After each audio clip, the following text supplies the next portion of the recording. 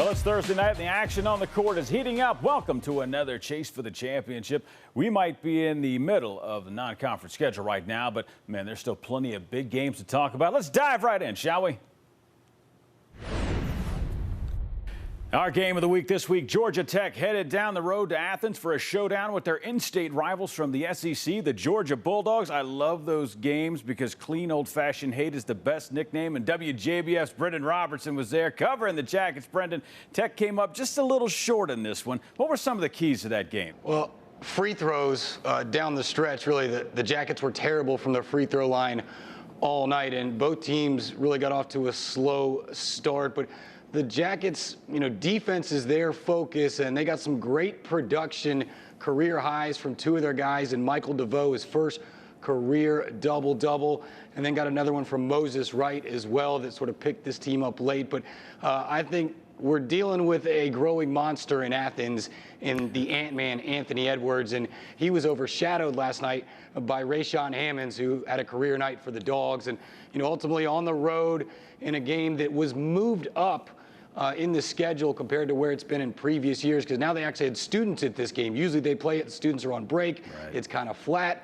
And I think the Dogs just sort of rode some home momentum, and Georgia Tech just could close that gap. Yeah, that place gets rocking, man. Stegman gets loud. Tech down by 8 at half, and then got down by as many as 16 in the second. But they did manage to make a comeback and make it tight at the end. What were they doing? What were they talking about to get those guys to play that much better by the end of this thing? Well, it goes back to sort of what I mentioned earlier, Moses Wright and Michael DeVoe. DeVoe had 20 of his 34 points in the second half, and Moses Wright turned in a season-high 18 points for him. Great to see him come along. I know Josh Pastner's thrilled with that, and you're right, Tech was down by 16 more than once in this game. So showing some good fight to get back in it, but just not enough firepower, not enough gel. Jose Alvarado was playing at about probably 50% last night. He was in a walking boot a couple days before this game, and he's really the engine that makes their offense go. So they had to rely on Bubba Parham, who was new to that role. Josh Pastner admitted as much, that it took a little while for the guys to get used to that change, as opposed to Alvarado, who usually is the distributor and makes that offense work. Got a little out of sequence here. I just want to back it up to the first half just to say it took nearly 3 minutes for anyone to score. Is that just nerves or good defense, or are they just that loud at Stegman now? It's been a while since I've been out there. Well, you'd think it would have been the student section that started slow, because the first 1,200 got free Bojangles. It puts you in that food coma. That's an incentive. Right. No free ads, by the way, for Bojangles. Send it my way. No. But this is Georgia Tech's first game in about 9 days. And, maybe that's keyed up to the slow start. Georgia Tech, we know, prides themselves on the defense. That's where Josh Pastner wants this team to sort of make their claim as to their identity. So he's probably okay with slow starts as long as it's both teams. And as for Georgia, I think Anthony Edwards is just a little off, right, and he usually gets that offense going, even though he's only been in there, for 3 games in the regular season. But maybe we'll chalk it up to the Bojangles. Definitely. Everybody gets a little sluggish after bow time. I mean, I don't know. I'm right, guilty of it. I'll claim that one. Tech faces another SEC opponent next week when Arkansas heads to Atlanta. What are we going to look for in that one? Arkansas has been great under Eric Musselman. Off to a hot start in their first few games, and they're sort of built in a similar mold. They want to pride themselves on defense. Georgia Tech went on the road, beat Arkansas last year, so they know they can get it done, and they'll have the advantage of playing on the flats next week. But it's another great non-conference test early in the season for Josh Pastner's ball club, and they've got to sort of take these wins and maybe make them almost mini bowl games with that postseason ban. They've appealed, but they've got to sort of stake their claim and win big games on the road. They hung their hat, that overtime winner, season opener against NC State. That's a great win for this team. So they need to look at these non-conference opponents that are really a challenge, as well as their conference games, to just sort of stake their season on that, because at this point, no postseason to look for the Yellow Jackets. Oh, they definitely got some momentum building down there in Atlanta. Looking forward to them building something big. WJBF's Brendan Robertson, thanks for hanging out with us, man. Appreciate it. Thanks, guys. We'll see you again soon. Well, Duke is up to #1 in the polls with that 4-0 record. The Blue Devils rolling along. Now, it wasn't a blowout, but Duke handled Georgia State at home last Friday, beating the Panthers 74-63. Trey Jones played all 40 minutes, led the Blue Devils with 31 points. Freshman center Vernon Carey Jr. had a big one, too, with 20 points and 14 rebounds. When asked about the upsets in college basketball the last few weeks and the close calls, Coach K, he went all Zen master on us. Nobody is supposed to win or supposed to lose. They're not ordained to win or lose. That's why it's called competition. And people who compete and work hard turn out to be winners. And people who don't turn out to be the team that the winners beat. It's the nicest way I've ever heard anybody say losers before. Duke now turns their attention back to the Big Apple. Tip-off for the Blue Devils against Cal, the Empire Classic. It's a little less than 2 hours away. That one's at Madison Square Garden. Then tomorrow, the Blue Devils will take on either Georgetown or Texas at MSG. Once they're done in New York, Dukes head back to Cameron Indoor to face Stephen F. Austin next Tuesday at 9. And hot on Duke's heels in the polls, the Louisville Cardinals, they're up to #2. WEHT's Randall Parmley is taking a look at the Cardinals' force in the latest 2 lopsided wins. Randall? Well, it was a week of mixed results for the now second-ranked Louisville Cardinals. A pair of home games, both supposed to be easy ones, not so much, at least for a while. The Cards got the week started with an easy 87-58 win against North Carolina Central at the Yum Center. 5 players hit double figures, once again led by Jordan Worrell with 17. Stephen Enoch added 15. The Cards were red hot, shooting nearly 67% for the game. A different story for a while on Wednesday, though, against South Carolina Upstate. Those pesky Spartans gave Louisville a major scare. They had a 3-point lead in the second half before Chris Mack and company pulled away late for a 76-50 win. Another big game for Worrell. 28 points. Ryan McMahon added 15 on 5 triples. So up next for the Cards, the Akron Zips on Sunday, and then Louisville takes on Western Kentucky the day after Thanksgiving. That game in Nashville, by the way. The Hilltoppers were picked to win Conference USA, so that could be Louisville's first real test of the season. Covering the Louisville Cardinals, I'm Randall Parmley. Thank you so much, Randall. Now, UNC is in the top 5 in the rankings. They are a 4-0 this season, but last night's game against Elon in the Dean Dome was, well, it was the furthest thing from the blowout you'd expected. And it's about to get even more interesting with a trip to the Bahamas on deck. Joining us now is WNCN's Alyssa Ray. Alyssa, what stood out to you in these early Tar Heel victories? Well, quite frankly, Cole Anthony. He was the #2 recruit in the country, the #1 point guard. Through his first 3 games, he averaged more than 27 points. But last night, he was held to just 9. And fellow freshman Armando Bacot carried the weight of this team. He stepped up to help them get the win. Bacot had a double-double, 22 points and 14 rebounds. I've just been trying to take a little bit of pressure off of Cole because he's been having a lot of stuff like on his shoulders. So I just know that we all got to step up even more just so his role isn't so heavy.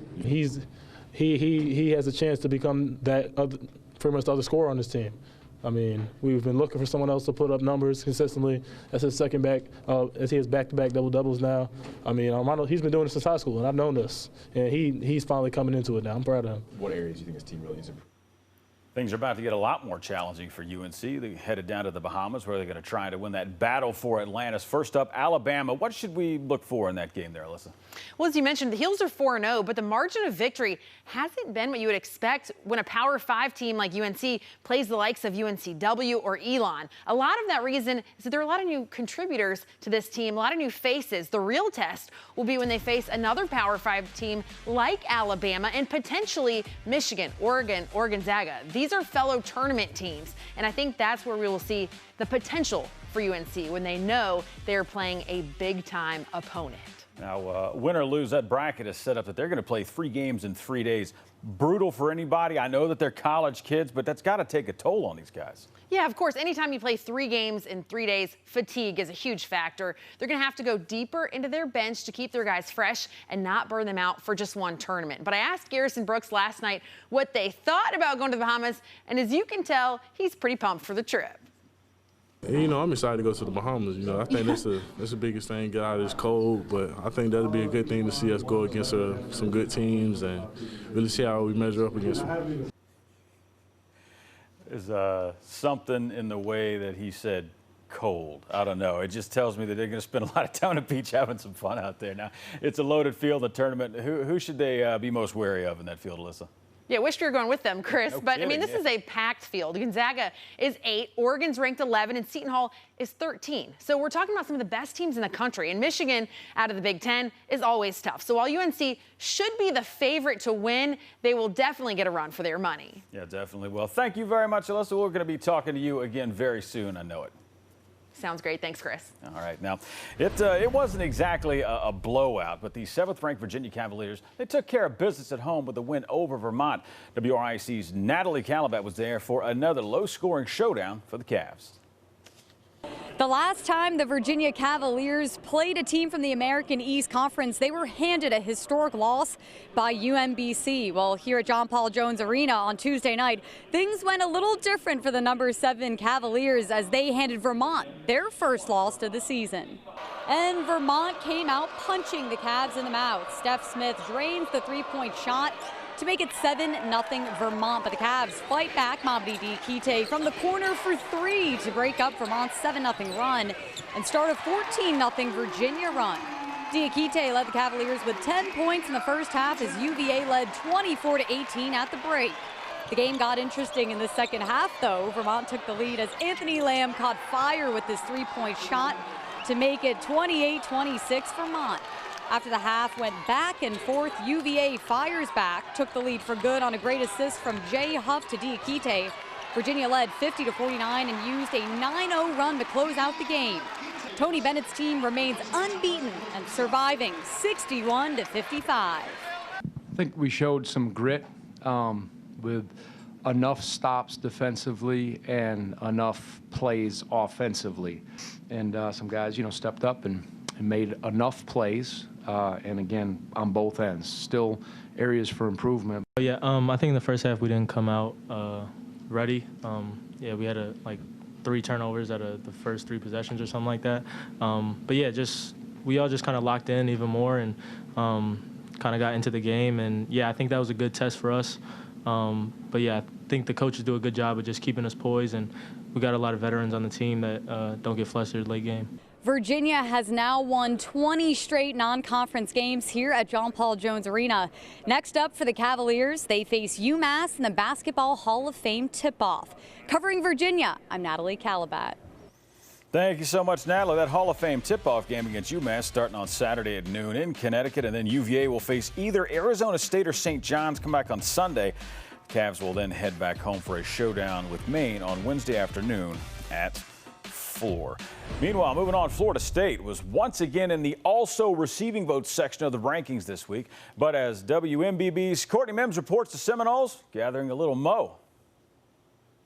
Well, the Florida State Seminoles may have lost their very first game of the season at Pittsburgh, but now the Noles are on a roll. They beat the Chattanooga Mocs 89-53 on Tuesday night, and the Noles had 2 starters out for this game too. Just before tip-off, it was announced that MJ Walker and Raekwon Gray would not be playing as they had minor injuries, but that didn't bother the team much. The bench stepped up to the task. They scored 51 of FSU's 89 points, and the younger players stepped up in this one as well. Devin Vassell led the way with 17 points, and Patrick Williams added 16 to that. The Noles now improve to 3-1, winning their first game of the Emerald Coast Classic. The Noles now look ahead to their next home game against St. Francis on Saturday. FSU head coach Leonard Hamilton said that although Walker and Gray don't have serious injuries, he doesn't expect them to play this weekend. Covering Florida State, I'm Courtney Mims.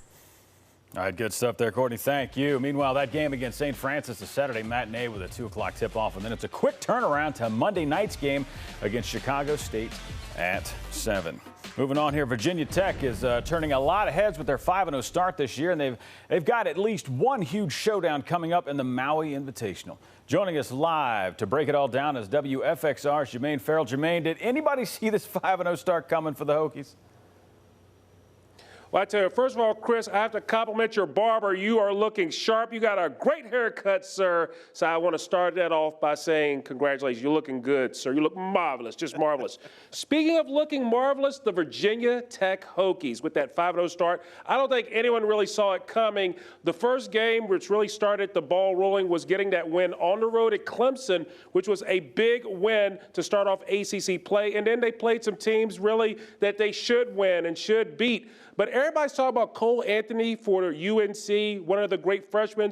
Landers Nolly II. I tell you what, Chris, he's been balling, shot calling, scoring on average in the 20s, really helping out. But this Tech team, they lost so much with Justin Robinson as well as Nikhil Anderson, Alexander Walker. But they got Wabisa Beatty doing well. They got Naheem Aline scoring points. So this team has really come together. And I feel that this 5-0 start is well-deserved. But, of course, as you mentioned, the competition is going to get a little tougher over in Hawaii. Now, moving on here, the Hokies, they set a school record last night, hitting 21 three-pointers in their win over Delaware State. Did they just get lucky? I know sometimes the rim just seems bigger, or is Virginia Tech focusing on those shots behind the arc? I'll tell you one thing, Chris, not only was that a school record, I looked up today, it was actually an ACC record, the 21 three-pointers made in a game. And I tell you, when the ball is falling, it's falling in. If you look at some of the numbers and notes in the ball game, Jalen Cone, he had 5 three-pointers. Isaiah Wilkins, he had 5 three-pointers. And stop me if you heard this before, Naheem Aline, he had 5 three-pointers. So 3 players with 15 triples. So it's like, yes, you know, it looks like an ocean. It looks so big. And when the shots fall, they just fall. But as we hear from Coach Mike Young, he talks about, hey, if the shot's there, take it. But he has another theory on why they are making outside shots, particularly from three-point land. We better be. Let's be honest. We are who we are. You know, I wish I had 2, you know, big ones down there that I could throw the ball to. We don't get fouled enough. We don't, you know, we don't have the opportunity to throw it down to the block and see how you're going to guard it and play out of that. That's how I'm most comfortable playing. You know, the old live by it, die by it. I've got no choice. It's who we are, and you know, just. Thankfully, you know, have a number of kids that we do handle the ball pretty well. We do pass the ball pretty well, and we have a number of them that can shoot it. No, it's a good thing Coach owns up to who he is now. Virginia Tech is getting ready to head out to Hawaii. First of all, you're going out there, right? And second of all, showdown with Michigan State, the Maui Invitational. Can the Hokies pull the upset? But, Chris, I heard you and I were going to Maui. Is that true? Kind of, sort of? Is it? We'll double check on that. There you go. I mean, well, you're going to Bahamas for North Carolina. I'm going to Maui. But actually, I tell you one thing. I mean, the last 4 games, I guess you could call them the JV division. Right. But it looks like this one coming up for Virginia Tech. They are stepping up into the varsity division, facing the 3rd-ranked Michigan State Spartans. Interesting because last year when they were playing in the Sweet 16, they were in that same pod up in D.C. Potentially those teams could have met. In fact, I remember seeing Michigan State. They were in the Final Four as well when we were up in Minneapolis covering the Final Four there. But I tell you one thing, it is going to be a tall task. They are going to have a little fun. Coach Young says they're going to have a little fun. But at the end of the day, they will definitely find out what they're all about as they take on Michigan State. And here's what Coach Young had to say about this big challenge coming up on Monday. I know this. We've got 4 days to prepare. We go out there with a good basketball team. And we're going to improve. It'll be a far different scout and a far different prep than what we've been accustomed to. They're unlike anything that we've played to this point. But you know, the time has come. The time has come to play. You know, somebody really, really good, and it will test everything that we've done with them through this point in the season, and I look forward to seeing them compete again.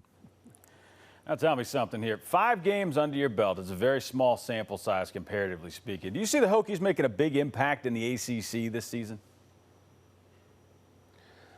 Looking at it, Chris, I mean, I think they have a shooter's chance, no pun intended, the way if they could shoot the 3-ball the way they have all season. Again, like you heard Coach Young said, hey, we are who we are. He would love to have that big 6'10", 7-footer, a guy last year like they had Kerry Blackshear Jr. who transferred to Florida. I mean, if they had a guy like that, maybe they probably wouldn't shoot as many threes. But you know what Bill Parcells says? You are what your record says you are who you are. And I tell you one thing. If you look at the ACC as a whole, you're going to have your usual suspects. You're going to have the Virginias, the North Carolinas, the Dukes, the Louisvilles, the Syracuses, the NC States, those type of teams. But I think Virginia could make it to that, you know, not necessarily the top 4 seed line, but I mean, if you shoot the way they shoot and you play fairly good defense, which they've done, they have an opportunity to make a little run to be, you know, sort of in that upper half of the ACC, in that top 8 range. So I really would look out for them, Chris. I mean, again, shooting, you live by the 3, you die by the 3, and they're going to have another big test coming up after Maui as the following week after Thanksgiving, they get back into ACC play on Friday, December the 6th. They have a home game against Duke, a team they've had some success with at the crib at Castle Coliseum. So it'll be interesting. The Hokies will get some fun in the sun. Unfortunately, I'm not going to have the opportunity to have fun in the sun, but it'll be fun for the Hokies to get that experience to play in the Maui Invitation. Well, it definitely looks like a fun team to watch this year. And just remember there, Jermaine, the Lord only made a few perfect heads, and the rest he covered up with hair. But we're going to keep our eyes on this Virginia Tech team coming up here. Thanks a lot, man. I appreciate it. You're welcome, sir. And moving on, here was a battle of Boeheims in Syracuse this week as head coach Jim Boeheim's son Jimmy and the Cornell Big Red came to town. WSYR's Darius Joshua was there covering the Orange. After Syracuse's 89-67 win over Seattle on November 16th came maybe the most hyped non-conference game of the year, a battle with Cornell and Jimmy Boeheim. Volume 3 of the Battle of the Boeheims may have been the best one yet. Jimmy's game-high 25 points nearly led the Big Red to an upset over the Orange, but instead, SU pulled away, and it's Buddy and Jim Boeheim who retained the bragging rights for another year. I don't really like coaching against my son, but, you know, we got to do it once a year. We got to get through it. But he played really well, and I'm sure his mother's happy. I'll take a win any day. He gave me that competitive edge, never let me beat him in whatever we did. Didn't matter the competition, and you know I always wanted to be better than him and try to be the level that he was at, and help me get here. And you know, just being out there sharing the experience with him is great. It was cool. You know, Jimmy had his best his best round tonight. He played really well, and I'm happy for him. But you know, we had to come with the dub. I thought we had a really good chance. Yeah, I mean, it would be awesome to come here and leave with a win. But I mean, I'm proud of the way we fought for the first 30 minutes. We just kind of got a piece together the full game, I think. Before the game was announced that sophomore guard Jalen Carey will miss the remainder of the season as he needs thumb surgery. Coach Boeheim said it was an injury that he was dealing with for a while and tried to play through it, but it needed to be fixed. He also said he expects him to get a medical red shirt out of the situation. Next, Syracuse will take on Bucknell for a noon tip to continue the non-conference schedule before heading to Brooklyn for a couple of games at the Barclays Center. Covering Syracuse, I'm Darius Joshua. Great stuff, Darius. Thank you. Syracuse has one more home game before they head to Brooklyn for the preseason NIT. They'll take on Bucknell Saturday at noon. And then game 1 of the preseason NIT is Wednesday night at 7 against Oklahoma State. And moving on here, Pitt and West Virginia, both in different conferences now, one-time Big East rivals, but there's still a lot of bad blood between these two crews. The Panthers hosted this year's edition of the Backyard Brawl, but it was West Virginia who ran away with the game. The Mountaineers won this thing 68-53 on Friday, but after a weekend of practice and adjustments, licking their wounds and figuring out what happened, Pitt rebounded with a 63-50 win over Monmouth on Monday night. Pitt didn't have long to recover from that one. They're already underway against Arkansas Pine Bluff in the Steel City. Next week, the Panthers head down to the Sunshine State. They'll take on Kansas State in the Fort Myers tip-off. That is Monday at 6. And it was an up-and-down week for Boston College. Belmont dropped 100 points on the Eagles over the weekend, using a 30-7 run in the second half to pull away and beat BC 100-85. And then in a battle of Eagles last night, Boston College just barely squeaked past Eastern Washington, coming away with a 72-68 win. BC forward Nick Popovic scored the 1,000th point of his career in that one. The Eagles stay at home for the next week. They'll square off against DePaul on Saturday at noon, and then it's a Wednesday matinee against St. Louis.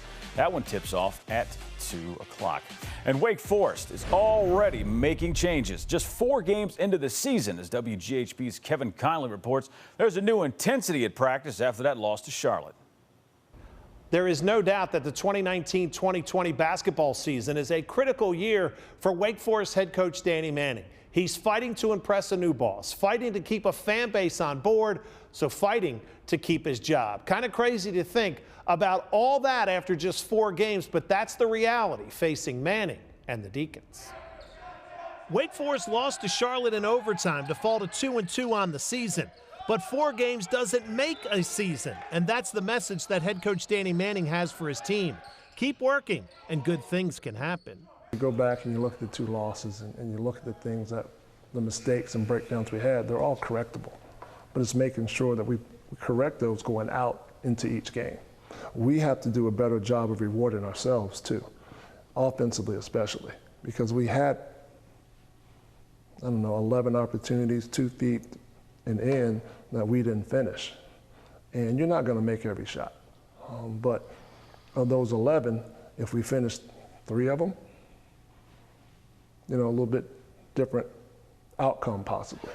Losing to Charlotte proved that Wake can't take any team for granted, and sometimes a loss is not always a bad thing, if that loss serves as the motivation to get better.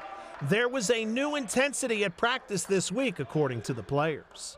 First practice we came in yesterday, dudes is coming ready to compete. I think after the loss to Charlotte, I think dudes really wanted to make big changes, and I think we did some good things, and I think people see the light. We see the light as a team, and we just have to make sure we execute stuff. So I think we paid attention to detail in practice, and we really competed on both ends of the floor, making sure that we're pushing each other because we're going to need everybody on the court. The Deacons will spend the Thanksgiving break in California playing in the Wooden Legacy Classic. Trips like that can be very good, a bonding experience for teams. Covering Wake Forest, I'm Kevin Conley. And before that tournament gets underway, the Deacons have a big matchup against Davidson tomorrow night at 7:30 at the Spectrum Center in Charlotte. And then he said, well, they'll head to Anaheim to open up that Wooden Legacy tournament with Charleston on Thanksgiving Day. That one is at 4:30. No 2 bones about it. Notre Dame's on a roll. They've won 4 straight since they've lost an opening night matchup at UNC. But as WTTV's Dave Griffiths reports, things are about to get a lot tougher for the Irish. 4 wins in a row, all by double digits, in fact, as a slightly shorthanded Notre Dame squad improved to 4-1 Monday night, taking down Presbyterian. The Irish were without preseason All-ACC first-teamer John Mooney. He came to the arena even dressed for pregame, but a stomach virus proved too much to play through, so he sat out. But no worries for Mike Bray's squad. The front court was in good hands as sophomore Nate Liszewski and senior Juwan Durham teamed up for 26 points, 21 rebounds, and 4 blocked shots. Bray expects Mooney to be back in time for tonight's game against Toledo. And hearing Coach talk about the Rockets, the Irish will need to be at full strength. They're really well coached. They're old. They know who they are. They shoot it. They made 14 threes at Marshall. I just told our guys, they can win the Mid-American Conference. And so, they're coming in here thinking they're a big win for us if we can get it, because that's going to be a resume win. Bray's not blowing smoke. The Irish and Rockets have a few common opponents already this season. I'll take Marshall as an example. Notre Dame beat them by 10 at home. Toledo spanked them by 26 on the road. Tip-off set for 8:30 tonight. Covering Notre Dame, I'm Dave Griffiths. All right, thanks a lot, Dave. And after tonight's game against Toledo, the Fighting Irish take on Farley Dickinson on Tuesday at 7 before a long Thanksgiving break. Meanwhile, the Miami Hurricanes are not waiting until next week for an early season tournament. They're in South Carolina for the Charleston Classic. And they got things started with an 11:30 tip-off this morning and edged out Missouri State 74-7. Dejan Vasilevich led the way for the Hurricanes, scoring 25 points on 9 of 13 shooting. Cameron McGusty added 19 points of his own.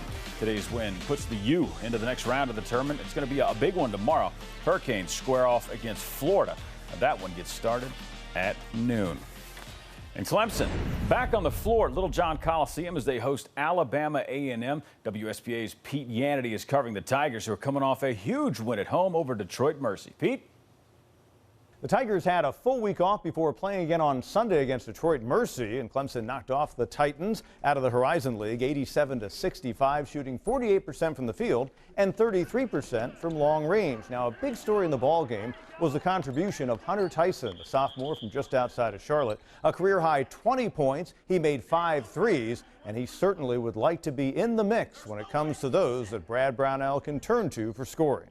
I never lost confidence in myself, even through my shooting struggles. Like, I always knew what I could do. I always knew I put the time in, so I knew what a day like this was due. Shoots the ball really well, good offensive confidence.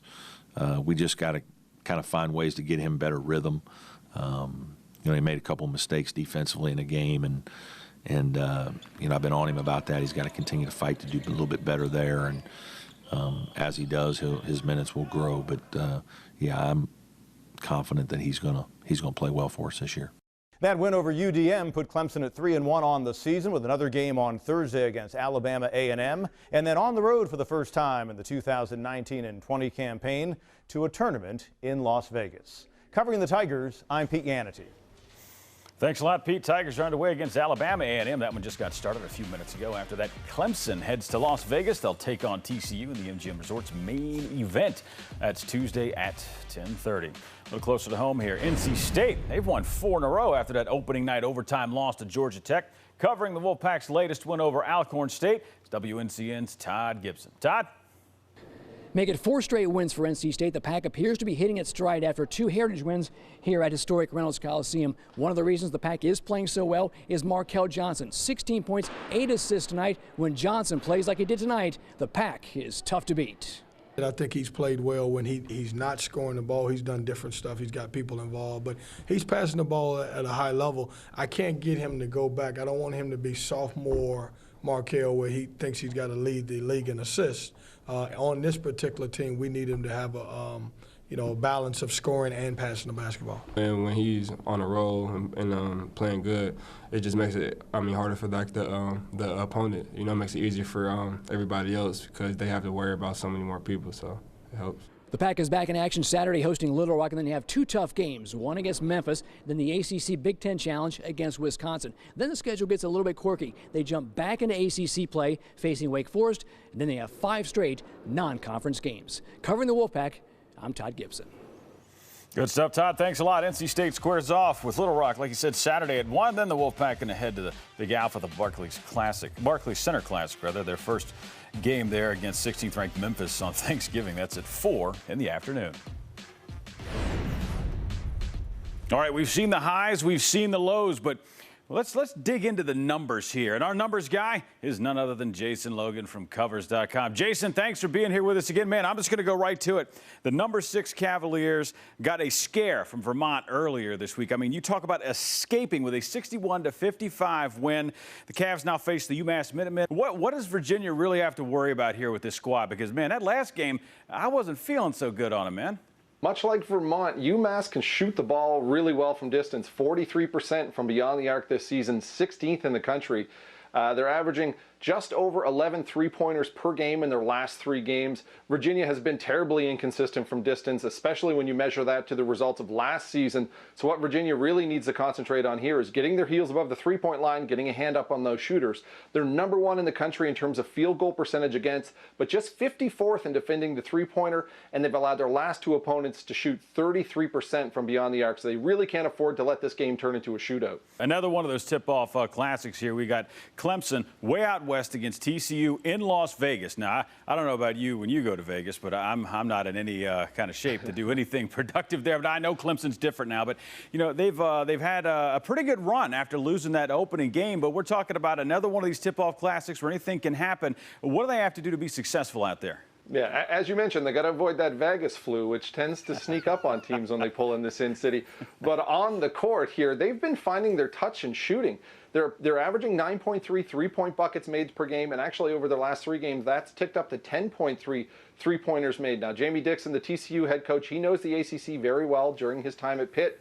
And this game has the potential to turn into a very high-scoring, entertaining game. TCU second in the country in three-pointers made per game, 12.5. They're actually picking up 46% of their offense from beyond the arc. So I think whoever wins the long-range war in this game is going to win it all. Another one of those tip-off classics. It's not quite the Vegas flu, but we're talking about Virginia Tech heading way out west to Hawaii. Now, I've been there. I didn't want to come back. And these guys out there, they're going to be taking on Michigan State. Explain to me and the people watching here why we should put our faith in the Hokies to come away with a W when they're playing in one of the most beautiful places on the planet. Yeah, well, Virginia Tech has been one of the better bets in basketball right out of the blocks here. 4-1 ATS. That includes that ACC opening win over Clemson. And we've talked a lot about three-point shooting today, but that's really what's fueling this Hokies offense. The Hokies coming off a 21 for 37 night from beyond the arc. They hit 21 three-pointers in that win over Delaware State. And they've hit at least 9 three-pointers in each of their 5 games this season. Now, Michigan State, a huge step up in competition. However, the Spartans have lost a lot of talent from beyond the arc. From last year's team, they're shooting just 29.5% from three-point range. And Virginia Tech coach Mike Young, he has a taste for upsets. This guy is not intimidated by the Blue Bloods. He knocked off UNC back in 2017 as the head coach of Warford. So might be some trouble in paradise for Michigan State. I forgot about that. I forgot about them knocking off UNC. Jason Logan, our guy, crunching the numbers and getting us up to speed from Covers.com. Always a pleasure. All right, normally this is when I'd ask you to join us next week for another chase for the championship, but next Thursday is Thanksgiving. So we're all going to be at home. I'll be at my place with family and friends eating a lot of ham and greens, but we're going to be back the following week with an extra show to make up for it. We're going to be focused on that ACC Big Ten Challenge and 2 shows that week, one on Wednesday, December the 4th, and then on Thursday, normal time, December the 5th. So until then, enjoy your holiday and be sure to watch plenty of basketball. We'll see you next time.